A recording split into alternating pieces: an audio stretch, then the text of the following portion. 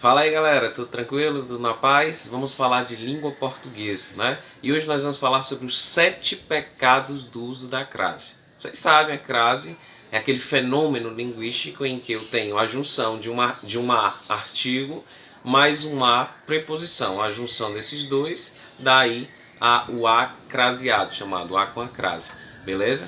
Então, gente, existem 7 pecados, né, que as pessoas cometem constantemente com o uso da crase. E aí eu vou apresentá-los aqui para vocês, beleza? Primeiro pecado do uso da crase. Não se usa crase antes de palavra masculina. E é bem lógico. Se a crase é o fenômeno linguístico no qual há uma junção do a preposição mais o artigo, esse artigo só pode ser utilizado antes de palavras femininas. Então, não convém utilizar antes de palavras masculinas, beleza?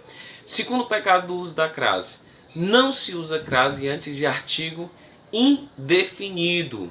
Uma, uns, umas. Novamente, a crase é uma preposição mais um artigo definido feminino. Então não convém utilizar a crase antes de um artigo indefinido. Beleza? Terceira questão. Não se utiliza crase antes de verbos. Não se utiliza crase antes de verbo, seja na sua forma conjugada ou seja na sua forma nominal. Não se usa crase antes dessa situação. Beleza? Quarto pecado do uso da crase. Não se usa crase antes de alguns pronomes. Pronomes definidos, indefinidos, que seja. Não se usa crase. Porque o pronome é um determinativo. E o a artigo da preposição, do a craseado, também é um determinante. Então, no sintagma não convém colocar dois determinantes ocupando espaços vizinhos. Ok? Quinto pecado do uso da crase. Quando antes da preposição a vier uma preposição, né?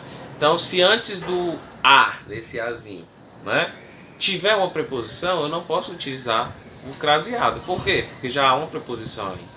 Então não tem por que utilizar outra preposição. Por exemplo, estou aqui perante a torcida.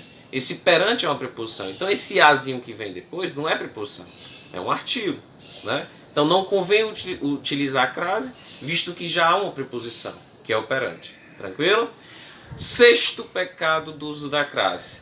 Não se usa crase antes de expressão de tratamento. Beleza? Senhor, senhora, senhoria. Não se usa crase. E por fim, o sétimo e último pecado do uso da crase é quando o a estiver, né? Quando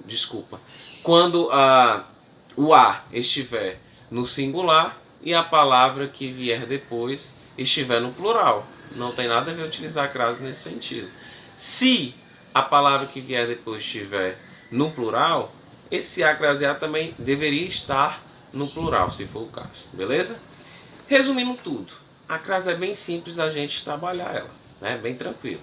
Numa expressão em que eu tenha, né, que eu fique com dúvida talvez sobre o uso da crase, basta eu substituir por uma palavra masculina. Se na substituição aparecer a preposição ao, né, por exemplo, entregue isso ao professor, né? Professor é uma palavra masculina. Se nesse tipo de construção aparece o ao, se eu substituo a palavra posterior por uma feminina, vai precisar então, nesse caso, utilizar a crase. Então, por exemplo, entregue isso à professora, né? Então aí eu tenho o caso de crase, porque se eu substituo professora por professor, com a palavra masculina, vai surgir então a preposição articulada ao, beleza? Então fica a dica aí dos 7 pecados do uso da crase, certo? Forte abraço, valeu galera!